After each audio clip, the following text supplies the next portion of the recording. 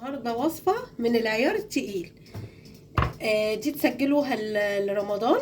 كل سنة وانتم طيبين يا رب، ويقعد عليكم الأيام بخير. تنزل كده على السفرة سهلة وسريعة، وفيها كل حاجة، فيها الفراخ بتاعتها وكل حاجة. عاملينها بطريقة سهلة قوي قوي، طعمها فظيع فظيع فظيع. وصفة حلوة لو انتم مثلا عايزين تعملوها في عزومات، تحطوها جنب جلاش باللحمة المفرومة، تحطوها جنب سلطة، بس يعني هي فيها كل حاجة. يلا بقى نقطع كده مع بعض وندوق. شايف يا روبن؟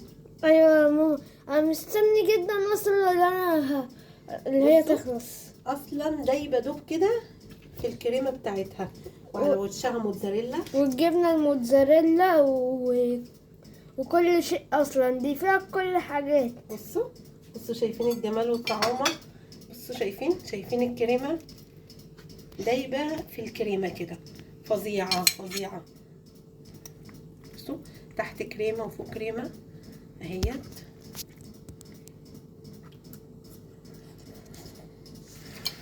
سخنه بس جميله.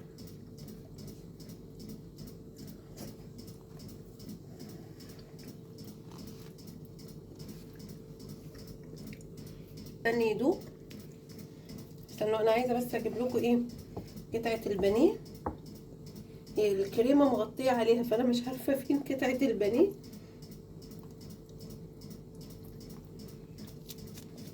بصوا شايفين، بصوا البانيه على الوش كده تحت الكريمه على طول، والكريمه دايبه في المكرونه والفلفل الالوان. لا، حاجه عظمه، حاجه هتعجبكم قوي قوي قوي. بصوا بقى، ده روبن هيدوق، بس هي سخنه عليه. طعمها حلو أوي يا ماما. يلا بينا نبدا الوصفه.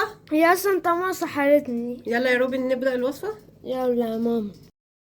يا مساء الخير عليكم، مساء الحلويات. النهارده جايبه لكم بقى وصفه من العيار التقيل. مش من العيار التقيل معناها ان هي غاليه، لا، من العيار التقيل، سهله وسريعه، وتتحط في العزومات كده، تشرفك قدام الناس، وتبقى يعني هي يعتبر مش مكلفه قوي. انا جايبه نص كيلو صدور فراخ. بصوا بقى، نص كيلو البانيه ده هنقطعه كده ايه، نصين. هقول لكم ليه دلوقتي. ده ليمون، ده عشان كنت نقعه في الليمون. بحب انقع البانيه كده في ميه وليمون وسنه ملح. علشان ما يكونش زفر. ايوه شطوره يا توته. اهو. بدأت بقى اتعلم من ماما خلاص. هاخد بقى الجزء الرفيع ده برضو، هقول لكم ليه. انا بقيت يا جماعه خلاص اتعلم من ماما كل اكلاتها. شاطر يا رب. بصوا بقى، احنا اهو قطعناها نصاص. هنعدهم دلوقتي، احنا 5 افراد، عشان ده اللي هيترص فوق الصينيه البشاميل. احنا هنعمل صينيه بشاميل ومش بشاميل. خمسة. كده العدد ده كويس جدا، هيقضينا ويفيد كمان. اللي انا قطعتهم دول بقى كده من الطروف، هعمل ايه؟ هاخدهم كده ايه، هحاول اقطعهم رفيع كده، مربعات صغيره. ليه؟ عشان انا هحطهم جوه المكرونه. خلاص، وعشان يا جماعه تكون طعمها كمان حلو قوي. هقطعهم وارجع لكم. بصوا هما مش كتير، هنركنهم على جنب دلوقتي. هنعمل ايه بقى؟ هناخد اللي احنا قطعناه ده، هننزل بالبهارات عليهم. ايه هما البهارات؟ بسيطه وما فيهاش تكاليف ولا زحمه كتير. ملح، فلفل اسود، توم باودر وبصل باودر. انا ما عنديش، حطيت شويه صغيرين، جنزبيل، عندنا بهارات فراخ وكاري. انا هنزل بكله كده اهو، وهاخد معاهم معلقه زيت. هاخد معلقه زيت تاني، وهقلب كل المكونات اهي في بعض. بصوا كده ايه، كده انا قلبت كل المكونات اهي في بعض. هطلع، يلا بقى بينا نروح على الطاسه. بصوا بقى، انا جبت الطاسه سخنه على النار اهي. هنزل بمعلقه زبده وشويه زيت. اوكي اهو، هنزل بشويه زيت كده. انا نزلت بالزيت، هيسخن هو والزبده، وهبدا انزل بالفراخ اللي انا تبلتها اهي. هعمل بس كده. معلش انا بس ايه بصور هنا عشان خاطر العيون كلها عليها حاجات، سامعين؟ لازم النار تبقى عاليه. يعني هستنى يعني ثواني وانزل ايه بالقطعه التانيه علشان خاطر الزيت ما يبردش، ما يهداش، لان انا عايزه ياخد صدمه.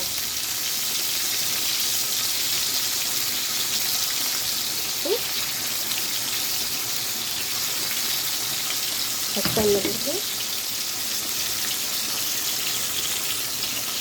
هنزل بباقي الكميه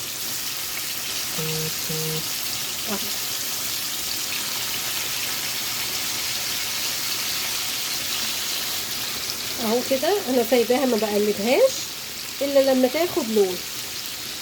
مش عايزين تحطوا سمنه او زبده، ممكن تحطوا زيت بس براحتكم يعني. هديها هشوح يعني هشوي من الناحيتين، وكده كده البانيه يعني الصدور ما بتاخدش وقت في السوا. هديها لون، وبرده يعني اول ما اقلب هرجع له. بصوا اهوت خدت اهوت اللون الذهبي، ببتدي اقلب الباقي اهو. شايفين؟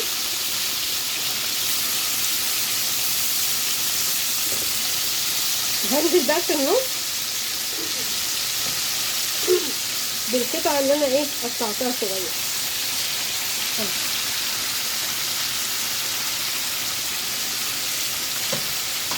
بصوا الجمال، يا ريت كنتوا معايا كنتوا تشموا الريحه، ريحه جميله.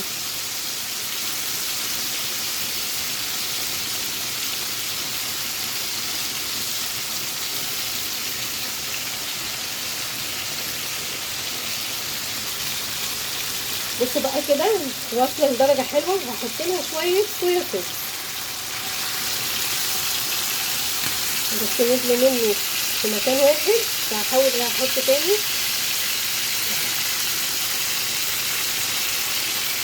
صويا صوص بقى بيدي ايه الدرجه اللي هي الجولد دي، وبيدي طعم حلو قوي. في حاجات هبدا اطلعها عشان ما تنشفش مني.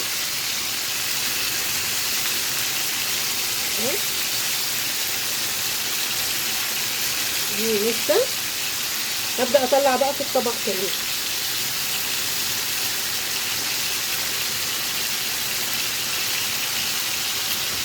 هطلع وارجع لكم. كده بقى اهو انا شلت الفراخ. هنزل بقى بالبصل. انا عامله بصلتين صغيرين او بصله كبيره مقطعه. هنزل بقى بيهم في البهاريز كلها اللي نزلت من التوابل والريحه والسمنه اهو. هتاخد بقى معانا اللون والطعم خطير.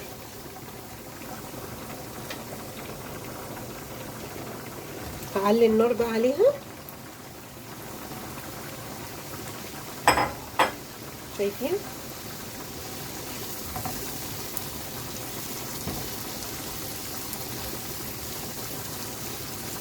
احنا ممكن اصلا ما نعملش الخطوه دي، بس انا عملتها عشان احط كده في نص المكرونه يبقى قطع فراخ كده صغيره، اي نعم قليلين، وبصل. البصل بيسكر الحاجه قوي. ومقطعه هنا كان عندي ربع قرن فلفل احمر وواحد اصفر وواحد اخضر. الاخضر عندي يعني مش رباع، قطعتهم وبرده هنزل عليهم. شايفين؟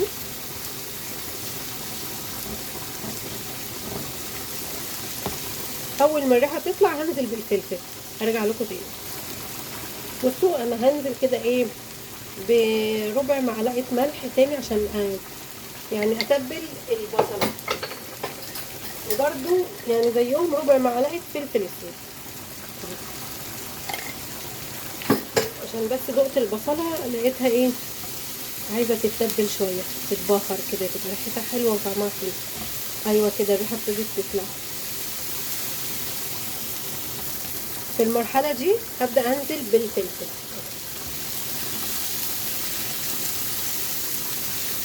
الفلفل يعني ايه هدبله بس مش يعني مش ههريه، عشان بحب لونه يفضل كده موجود.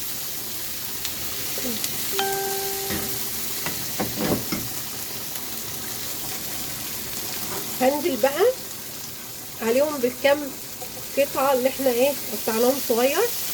اديهم تقليبه معاهم كده. بصوا كتروا ازاي. الخطوه دي اختياريه، ممكن ما تعملوهاش، ممكن ما تنزلوش بالبانيه اصلا، تنزلوا بزيتون بس انا ايه يعني قلت عشان نطعم بيها الحشوه. وهطفي عليها بقى البشاميل. جبنا حله على النار، حطينا معلقه سمنه حلوه كده، وهنزل عليها بزيت كمان.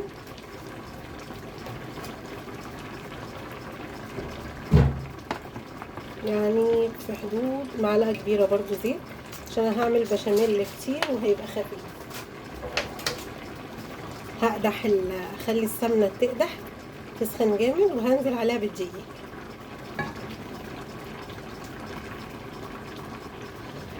كده السمنه والزيت معانا سخنوا جامد. هنزل عليهم دول 6 معالق دقيق، هنزل عليهم بال6 معالق دقيق.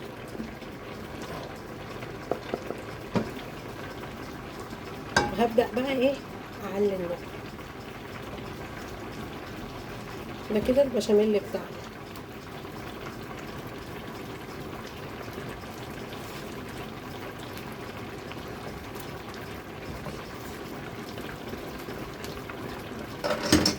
احمر الدقيق، هفضل استمر اقلب فيه ما اشيلش ايدي. بصوا كده البشاميل اهو اتحمص معايا. انا معايا لتر لبن اهو، هنزل شويه شويه واقلب.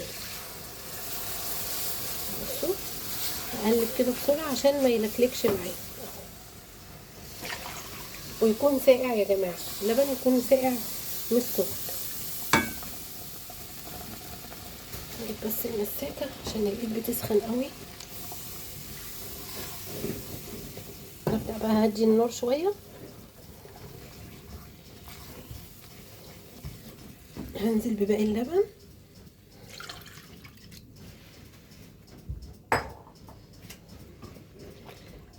وهقلب تقليب مستمر عشان يفك معايا. ازيكم يا جماعة؟ نسيت اصلا كنت اسلم عليكم. هما كويسين. سلموا على روبا بقى في التعليقات. بصوا افكها بالمضرب اهو.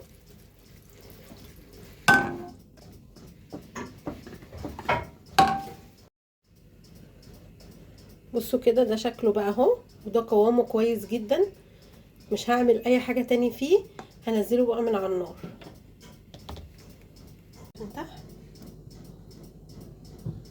اهو شايفين انا عامله كيلو مكرونه.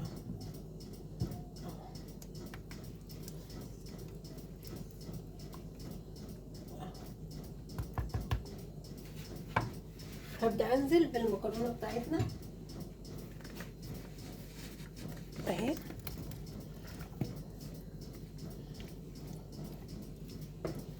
هبدأ انزل شويه شويه ماشي.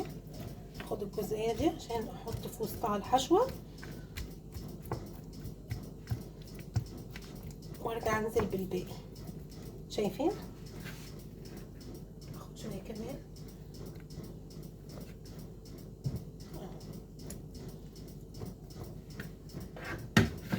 وهنزل بالحشوه بتاعتنا.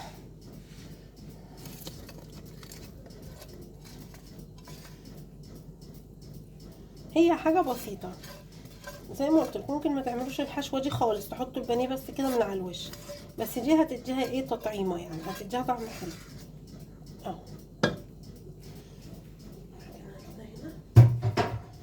وهبدا ارص. وبعد ما حطيت كده اهو في النص، هدي ايه رشه خفيفه من الموتزاريلا. انا بستعمل يا جماعه موتزاريلا الحمد، حلوه بصراحه ومطتها حلوه، يعني بتعجبني في الاكل. ومن الكيس على طول، يعني مش هحط في طبق ولا حاجه. اديتها رشه كده بسيطه اهي.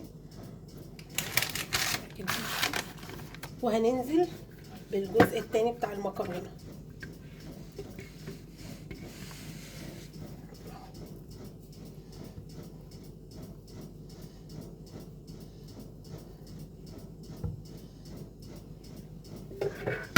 هنبدأ بقى ننزل بايه، بالكريمة بتاعتنا. نديها برضو ايه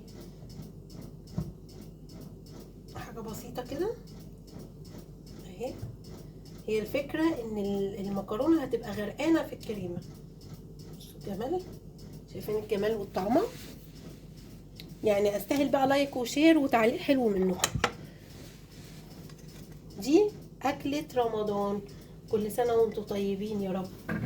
خلاص فاضل على رمضان ايام، فاحنا بنحاول نعمل اكلات وصفات كده سريعة وجديدة كمان. يعني احنا مش عايزين نبقى تقليديين، نعمل اكلات جديدة عشان نبقى رمضان ده بهجة وفرحة كده وعيد. اهو احنا ممكن ايه نوزع كده، ناخد جزئية هنا كده، واحدة كمان هنا كده، يعني ننسقهم كده على قد ما نقدر. وهنزل بالبهاريز دي. بصوا الجمال، هي بعد ما رصيتها كلها شايفينها، اقرب لكم بس كده. انا همسح الزيادات دي كلها اللي عليها، بس نكمل الاول. هنزل بقى بالبشاميل اللي عليها. هي الحله سخنه بس مش مشكله، في السريع كده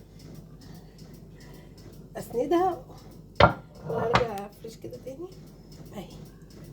بصوا بقى، خراشي خراشي على الجمال والريحه يا جماعه، الريحه فظيعه يعني بجد. الوصفه دي تشيلوها رمضان، تحفظوها كده عندكم، تاخدوها شير، تبعتوها لاصحابكم لحبايبكم، الناس اللي انتوا عايزينهم يعملوها، لو انتوا عايزين حد يعملها لكم في العزومه.